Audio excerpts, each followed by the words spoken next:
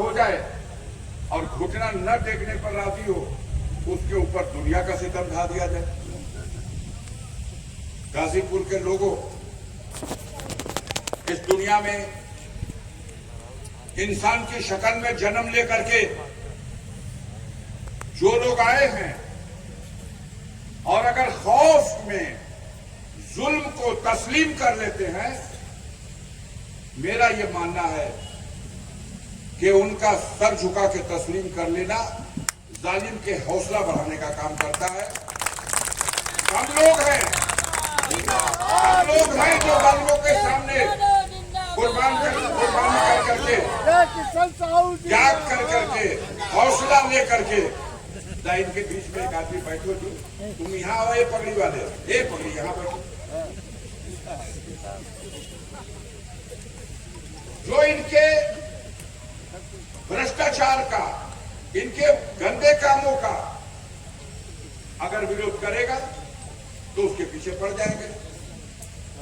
हमारी भी शादी 5 साल में ठीक से हुई है, पता चला है कि नहीं आप लोग?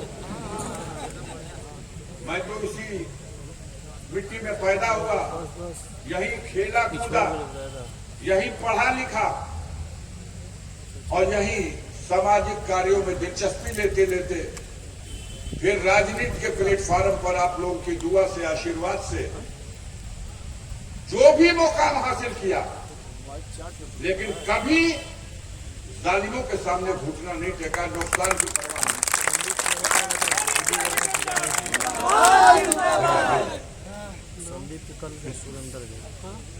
ये इसी बात की इंतजार में है कि कब घुटना टेकेगा, कब हौसला टूटेगा। लेकिन मैं आप लोगों के बीच में कहना चाहता हूं, ये गाजीपुर और ये टाउन हॉल का मैदान तो मेरा आंगन है। मैं इसी एमएच स्कूल में पढ़ा हूं, यहीं क्रिकेट भी खेलता था, यहीं कबड्डी भी खेलता था।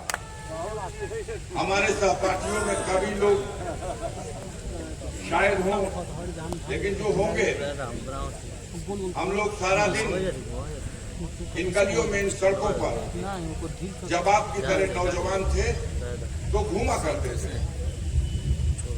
लेकिन साथियों, भारतीय जनता पार्टी की ये सरकार जब से दिल्ली में और लखनऊ में इसने टारगेट कर दिया, सिर्फ हम टारगेट पे नहीं है, इसने टारगेट कर दिया है कि इनके जुल्म और तशद्दुद के खिलाफ, इनके अत्याचार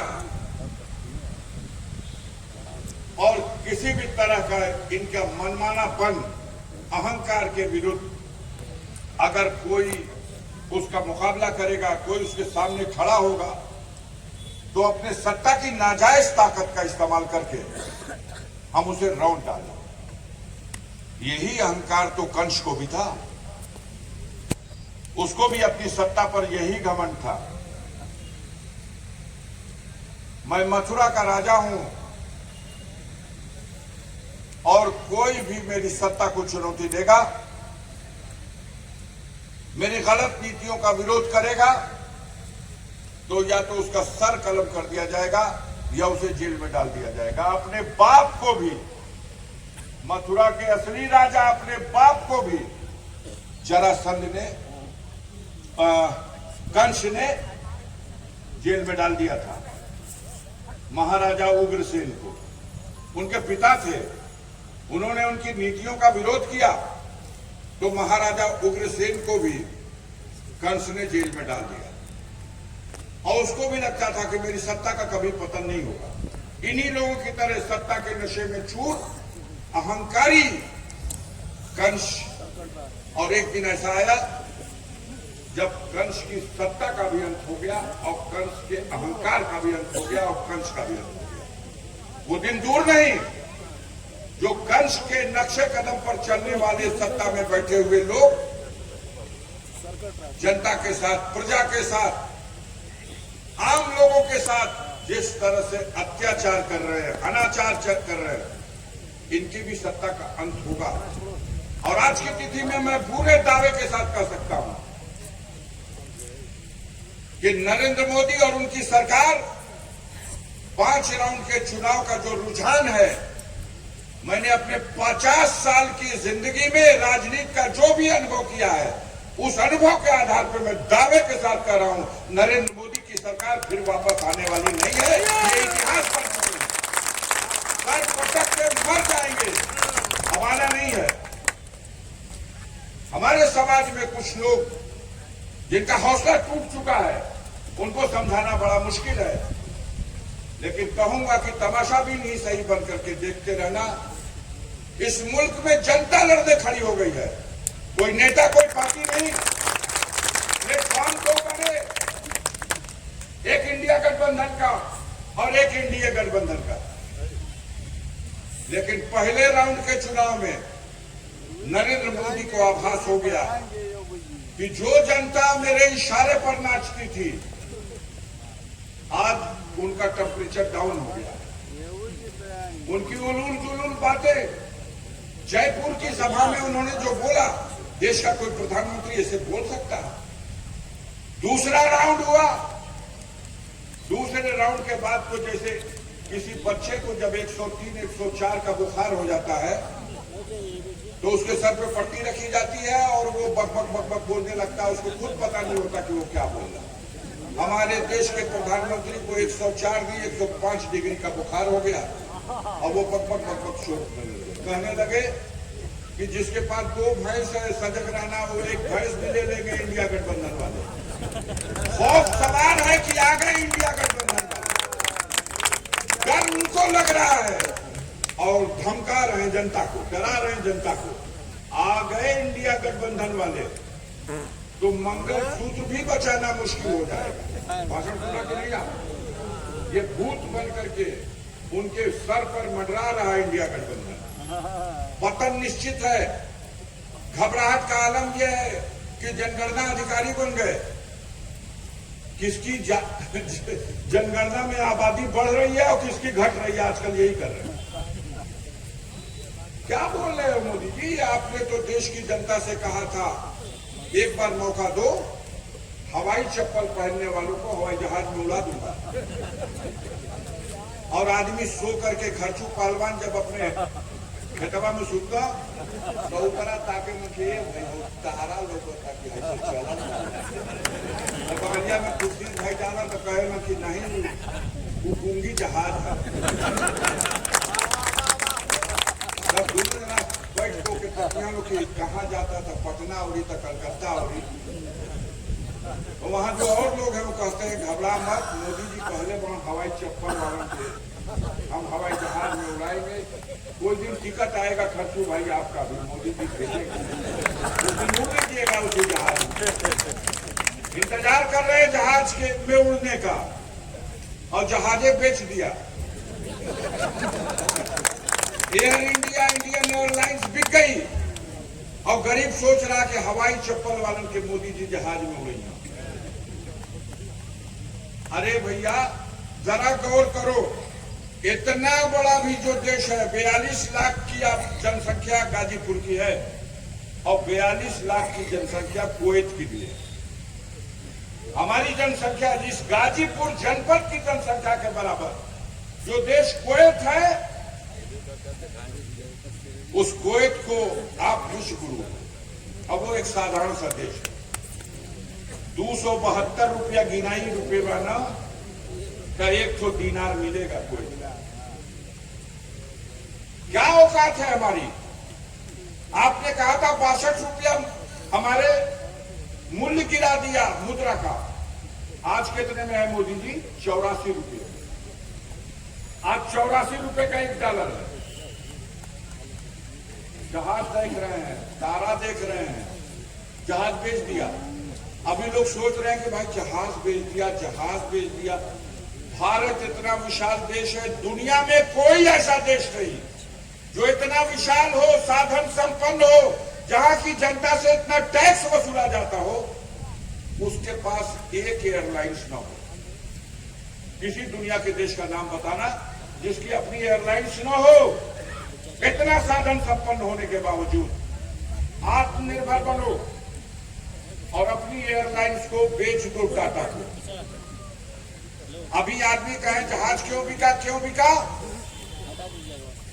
कुछ लोग सोचते होंगे कि लग रहा है कि मोदी जी तो भाई जहाज को बड़ा प्रेम करते हैं। जहाज में चढ़ने के लिए मोदी के जहाज के बराबर इस विश्व में दो ही लोगों के पास जहाज है। एक मोहम्मद बिन सलमान जो शहजादा है अरब का, और दूसरा अमेरिका का राष्ट्रपति। वही जहाज हमारे मोदी जी उड़ेंगे। इंडिया नंबर 1 वही जहाज, वही बोइंग, वही सुविधाएं। और देश की जनता के लिए जो इंडियन एयरलाइंस है और एयर इंडिया है, पूरी पूरी पूरी एयरलाइंस ही बेच दिया टाटा को। अभी सब सोच रहा कि जहाज बेच दिया, एयरलाइंस खत्म कर दिया, ऐसा कैसे हो गया? जब तक पता चला लखनऊ का हवाई अड्डा बेच दिया। कुछ लोग कह रहे हैं अच्छा तो लखनऊ का नहीं बेचले बा, जब ले बनारस का एयरपोर्ट बेच दिया। जब ले बनारस का एयरपोर्ट बिक गया, अरे जब तक पटना का एयरपोर्ट बेच दिया, जब तक गुवाहाटी का एयरपोर्ट बेच दिया, नंबर लग गया बिक्री का, नीलामी हो रही है। अपने दोस्तों को, मित्रों को ले जाओ। भारत के स्वतंत्रता का प्रतीक जहां प्रधानमंत्री खड़ा होकर झंडा फहराता है तिरंगा 15 अगस्त को, उस लाल किले को 50 साल के लिए डालमिया को बंद करें। मोदी बात करते हैं राष्ट्रभक्ति की, मोदी बात करते हैं देश के प्रेम की। हमारे विधायक जी ने बताया लेकिन अधूरा बताया। शर्म नहीं आती इन लोगों को। सुप्रीम कोर्ट के आदेश से इलेक्टोरल बॉन्ड, इसका भेद खुल गया। 2017 में कानून बनाया कि इलेक्टोरल बॉन्ड के जरिए कोई भी व्यक्ति चाहे तो स्टेट बैंक में जाकर के पैसा दे दे और बॉन्ड खरीद ले। किसका बॉन्ड है, किसने पैसा दिया पता नहीं चलेगा, गुप्त है। और किसको दिया ये भी पता नहीं चलेगा, गुप्त है। कुछ लोग गए सुप्रीम कोर्ट में कि ये भेद खुलना चाहिए, ये चंदा कैसा वसूली हो रही है, इसका हिसाब कहां है। सुप्रीम कोर्ट को बात समझ में आई, बड़ी लंबी बहस के बाद आदेश हो गया। लाओ हिसाब किताब। स्टेट बैंक ने जो हिसाब किताब जमा किया, देश की जनता ने तवज्जो नहीं दी। अकेले एक इस गुनाह के लिए इस सरकार से त्यागपत्र मांग लेना चाहिए था देश की जनता। 28,300 इलेक्टोरल बॉन्ड बिका है। चलो भाई ठीक है। इलेक्टोरल बॉन्ड से चंदा लिया है, चलो भाई ठीक है। किससे किससे ले लिया? तो अभी इन्होंने जो बताया कि ये सरकार जो गौ को अपनी माता कहते कहते पूरे मुल्क के वातावरण को जहरीला बना दिया आपने, उसके नाम पर राजनीति करके, और बीफ का व्यापार करने वालों से। जो गौ माता के मांस के व्यापारी हैं, उन व्यापारियों से 250 करोड़ रुपया का चंदा इन लोगों ने लिया है। शर्म नहीं आती? चुल्लू भर पानी में डूब मरना चाहिए। पाकिस्तान की कंपनी से 250 करोड़ रुपया चंदा, हद कर दिया। कोरोना वैक्सीन बना करके जो सुई कोच किया पूरे हिंदुस्तान को, उस कोरोना वैक्सीन बनाने वाले सुई कोचने वालों को इस सबों ने भैंस वाली सुई कोच करके उससे ले लिया 500 करोड़ रुपया। एगो इंजेक्शन आदमी के लगेगा, एगो भैंसियन के लगेगा। वह बड़का इंजेक्शन कोचना तो 500 करोड़ रुपया ले लिया। आपको पता चला अभी लंदन में, वहां की अदालत में ये वैक्सीन बनाने वाली कंपनियों के लोग जब पकड़े गए हैं, तो इनके मालिक ने वहां स्वीकार किया, बयान दे दिया। और क्या बयान दिया? उन्होंने कहा जो वैक्सीन भारत में लगाई गई वो मेरी कंपनी बनाई तो जरूर थी, लेकिन उस वैक्सीन में दोष था। और क्या दोष था? कि उस कंपनी में इस तरह का दोष है कि जिसको वो कंपनी लगाई गई है,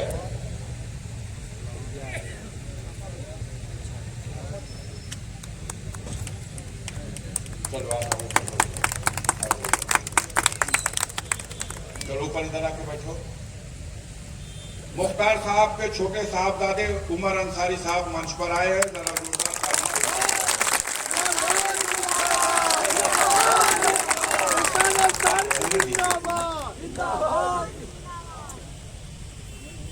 वैक्सीन बनाने वाली कंपनी ने लंदन की अदालत के सामने स्वीकार कर लिया कि हमने जो वैक्सीन बनाई और लगाई उसमें दोष है।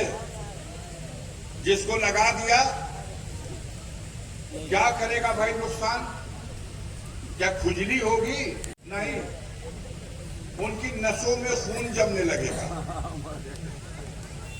और खून जमने की वजह से उन्हें ब्रेन स्ट्रोक हो सकता है। और क्या हो सकता है? उनको हार्ट अटैक हो सकता है, कार्डियक अरेस्ट हो सकता है। यानी 2-1 मिनट में सीधे फैसला हो जाएगा बैकुंठ में जाने का। उसका रिएक्शन अगर हो जाए तो सीधे जन्नत में या बैकुंठ में जाने का रास्ता 2-4 मिनट में।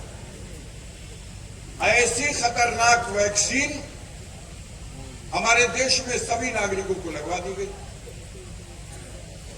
अब तो यह हाल हो गया है कि कई लोग सोए रहते हैं और गैस की वजह से कहीं दर्द होने लगती है तो लोग सोचते हैं कि यार कहीं नस में हमारी खून जमने तो नहीं लगा।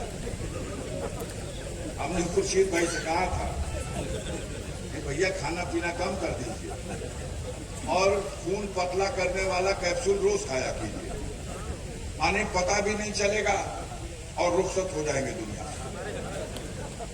क्या मजाक बना दिया आपने, देश को कबाड़ा बना दिया। कोई रिस्पांसिबिलिटी ही नहीं है। बस एक काम किया है मोदी जी ने, जितने लोग वैक्सीन लगवाए थे वैक्सीन के साथ साथ एक सर्टिफिकेट मिलता था जिसपे नरेंद्र मोदी की फोटो होती थी। ये भाई इनकर फोटो काहे के? अरे देश का प्रधानमंत्री हो, लगवाओ। अब पूरे हिंदुस्तान में चिराग लेके खोज लो जाकर के, सारी फोटो हटा दी गई। जब इंग्लैंड की अदालत में भेद खुल गया तो रोज जहां कहीं भी है जल्दी जल्दी हटाओ। अब मोदी जी के उनके साथ ये बदनामी न जुट जाए इसलिए फोटो हटा दी। तो साथियों, इस मुल्क के हालात बहुत खराब हैं। जिन लोगों के हाथों में इक्तदार है, जो लोग देश चला रहे हैं, देश का कबाड़ा निकाल दिए। अब एक जिद है, कुछ लोगों की समझ है, नहीं नरेंद्र मोदी। अब ऐसे लोग सिर्फ 10% लोग रह गए। त्योहार आते हैं, चले जाते हैं, रौनक दिखाई देती है कि दुकानें खुली हैं, बिक्री नहीं होती है। ये व्यापार मंडल के अध्यक्ष बैठे हुए हैं। हमने पूछा अपने एक साथी से, मोहम्मदाबाद में व्यापार मंडल के अध्यक्ष थे, दीपावली के 2 दिन बाद बेचारा मिठाई लेके आया। हमने कहा कैसी गुजरी दीपावली, धनतेरस कैसा था? कहा कि भैया चम्मच बिकाइल बा, झाड़ू बिकाइल बा। हम कहे क्या हुआ चम्मच? कहे कि नहीं कुछ लोग 1-2% ऐसे भी लोग थे कि चम्मच और कटोरी। क्या जी? पूछा ऐसा क्यों? तो लोगों ने कहा कि बस एक रस्म के लिए चम्मच खरीद लिया, कटोरी खरीद लिया, ये धनतेरस। होली गुजर गई, बच्चों के कपड़े नहीं बने, ईद आई और चली गई, कोई रौनक नहीं दिखाई दी, क्योंकि महंगाई की मार ने देश की कमर तोड़ दी। हमारे किसान भाई अगर टमाटर अपने खेत में पैदा करते हैं तो उस वक्त मंडी में टमाटर की कीमत 10 रुपए किलो, और जब सारे देश की मंडियों से अपने एजेंटों के जरिए अडानी सारे टमाटर खरीदवा करके अपने गोदामों में भरवा लेता है, तो इस साल इस मुल्क में टमाटर बेचा है 50 रुपए, 60 रुपए, 80 रुपए किलो। सच है या नहीं बताइए? 300 रुपए किलो, 400 रुपए किलो लहसुन बिका है कि नहीं बताइए? बोलिए मुंह से। और अदरक की कीमत बताइए आप, इसीलिए कह रहा 400। लहसुन हो गया 400, अदरक हो गई 400। अब अब कह रहा है कि दाल भी करेंगे 400, तेल भी करेंगे 400। अब आपको न समझ में आ रहा तो अपना मंत्र दे दिया 400। कहां ले जा रहे हैं देश को? आप अपने को विद्वान बनते हैं। मैं समझता हूं कि दुनिया में इतना झूठ बोलने वाला शायद कोई पैदा हो, और इतनी सीनाजोरी के साथ झूठ बोलने वाला। अगर विश्व चैंपियनशिप कभी झूठ बोलने वाले की होगी तो भारत से अगर इनको भेज दिया जाएगा तो ये गोल्ड मेडल जीत के लाएंगे। मैं श्रीमान जी, इनके ज्ञान की परीक्षा सुनिए। ये आए थे संत कबीर नगर कबीरदास की समाधि पर। कबीरदास बहुत बड़े कवि थे, उनकी समाधि स्थल पर आए प्रधानमंत्री नरेंद्र मोदी जी, फूल चढ़ाए और कबीरदास की शान में बहुत कुछ कहने लगे। भाषण देना शुरू किया ऐसे ही जनता में। तो कहे, सुनिए, ये धरती बड़ी पवित्र है जहां ये कबीरदास की समाधि बनी है। इस धरती पर एक समय था जब गुरु नानक जी और बाबा गोरखनाथ और कबीरदास, ये तीनों लोग संग में बैठ के समाज और देश कैसे चलेगा इस पर चिंतन और मंथन करते थे। अब ढेर जना के बुझेले ना, क्या मतलब है, मैं क्या गलती कही? अरे गुरु नानक 1526 में जब बाबर आक्रमण करने आया था तो उसके 4 साल के बाद 1930 में उनका तस्करा आता है गुरु नानक का, 1530 में। अब बाबा गोरखनाथ, सन से पता नहीं चलेगा, युग बदल गया। वो द्वापर में थे जब भगवान कृष्ण विष्णु अवतार लेकर के धरती पे आए थे, तब बाबा गोरखनाथ थे। तो वो बाबा गोरखनाथ के अब ये गुरु नानक के कबीरदास के संग ही बैठा के मोदी मीटिंग करा दे रहे खलीलाबाद। पता नहीं कहां से ज्ञान प्राप्त होता है। आप झूठ भी बोलते हो तो दावेदारी से नतीजा ये कि चेलवो तुम बोलते हैं तो कहते हैं सब गुरु जी जब इतना कूद जाते हो तो हमनी के ठेकाना में कहा वो इधर फेंका तुम। ऐसी स्थिति में देश की जनता को विचार करना पड़ेगा। देखिए, छूट मिली हुई है, अंधेर मचा हुआ है और जनता जग गई है। अंधेर का अंत होने वाला है, ये अंधेरा छटने वाला है और नया सवेरा आने वाला है। अब इस लड़ाई में आप अपना क्या योगदान करेंगे? अपने धुकाते हुए दिल को मजबूत कीजिए और इस लड़ाई में हिम्मत करके खड़े होइए। मैं गाजीपुर के लोगों से कहना चाहता हूं, बेशक जुल्म हुए हैं आपके ऊपर, अत्याचार हुए हैं आप पर, धमकियां दी गई हैं आपको, सताया भी गया है आपको। आप बचना चाहते हो तो जुल्म के सामने सर झुका के बचा नहीं जा सकता। दो ही रास्ता है, या तो जालिम का खात्मा हो या अपना सर कटाना पड़ेगा। बख्शे नहीं जाओगे। नंबर आगे या पीछे आना सबका है। आज हमारे ऊपर है, कल आप पर होगा, बारी बारी सब पर होगा। और ये मौका है, सारा देश उठ के खड़ा हो गया, सारे गरीब उठ के खड़े हो गए। शहर के लोगों हमारे साथ कई दिन खुर्शीद भाई से बात हुई, कहने लगे चलिएगा नहीं शहर में, आपका सबसे आखिर। जब गाजीपुर जिले के हर गांव में, हर विधानसभा क्षेत्र के हर ब्लॉक में, हर न्याय पंचायत के हर गांव सभा में जब इस चुनाव के अभियान को परवान चढ़ा लूंगा, तब गाजीपुर में बैठे हुए लोगों के दिल पर शायद कोई असर हो, और तब मैं उस वक्त गाजीपुर शहर में दाखिल होऊंगा। और नहीं तो यहां के लोगों को तो ऐसे डराया गया। हुआ है जुल्म, मैं मानता हूं, लेकिन जुल्म देखो हमारे साथ किससे कम हुआ, किससे कम जुल्म हुआ है। बचा क्या है मेरा? सब कुछ तो बर्बाद कर दिया गया। लेकिन एक दिन बता दो, एक दिन जिस दिन हमने इस जालिम हुकूमत के सामने और इनके हुक्मरानों के सामने अपनी आवाज, अपना गला बंद कर लिया हो। हौसला होना चाहिए। मैंने देखा है, बड़े बड़े साइबर जेट बमबारी कर रहे थे।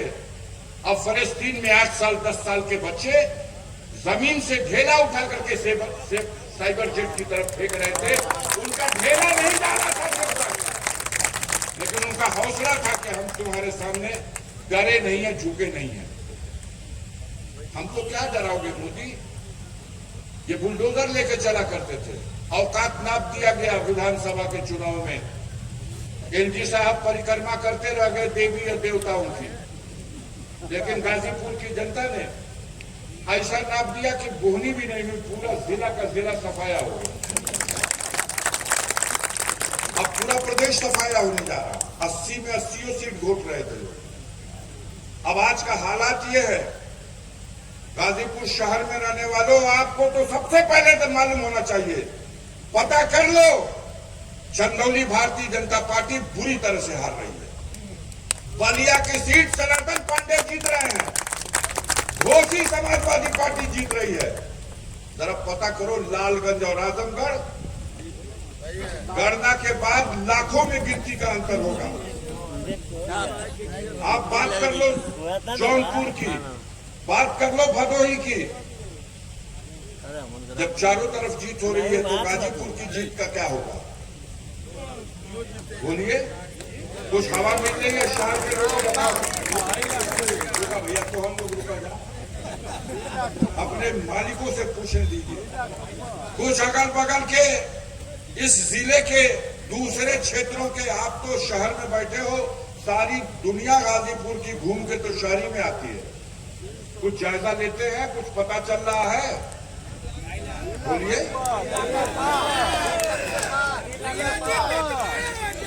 25 तारीख को नरेंद्र मोदी गाजीपुर आ रहे हैं।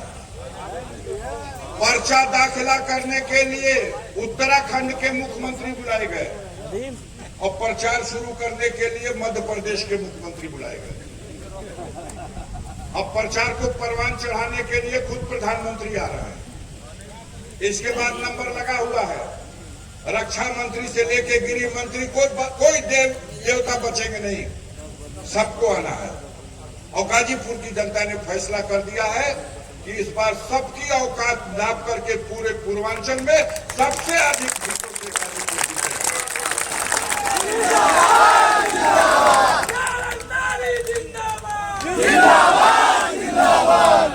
साथियों, बुजुर्गों,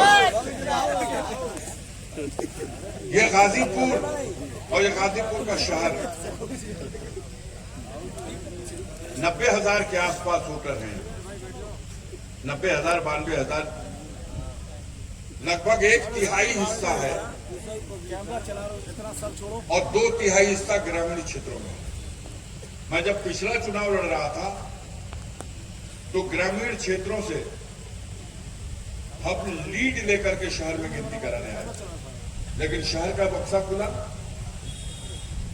तो गाजीपुर की चारों विधानसभाओं में लीड रही, जीत रही, बड़े बड़े मार्जिन से जीत रही। लेकिन गाजीपुर के शहर ने मायूस करने का काम किया। परिस्थितियां जो भी रही हो, प्रचारित किया गया था एक तरफ विकास पुरुष है और यहां प्रचार पर ही लोग उसी धुन पे नाचने लगते हैं। एक सवाल छोड़ जाते हैं, कहा कईना लोग आज तक शहर खाते? बहुत जल्दी हमारी याददाश्त हम भूल जाते हैं। मोदी की सरकार में मनोज सिन्हा मंत्री थे और तब उन्होंने हो सकता है गंगा पर ब्रिज बनाने का प्रस्ताव दे दिया और मोदी की सरकार ने उस पर बजट आवंटित किया और गंगा का ब्रिज बना। अब यह अधूरा है लेकिन बनेगा। लेकिन कभी गाजीपुर के लोग सोचेंगे कि मोदी तो नहीं थे, न मनोज सिन्हा थे, लेकिन गाजीपुर की गंगा पर बना हुआ हमीद सेतु कैसे बना था? इनकी ना सरकार थी और न इनके एमपी साहब थे। जमानिया से धर्मपुर के गंगा के पाट पर जो गंगा ब्रिज बना वो न मोदी जी थे और न हमारे मनोज सिन्हा जी थे, न इनकी कृपा है। हाँ, इनकी एक कृपा जरूर है कि उसके अप्रोच का ठेकेदार इनके चेले चपाटी थे और अप्रोच ऐसा घटिया बना दिया कि आज तक वो गंगा ब्रिज चल नहीं सका। उससे 15 किलोमीटर पहले गंगा पे ब्रिज बना जो सैदपुर से दानापुर को जोड़ दिया, चंदौली जनपद को जोड़ दिया। न इनकी सरकार थी, न ये प्रधानमंत्री थे, न ये एमपी थे। दूसरा कोई काम कराए तो ये तो सरकार ने काम कराया।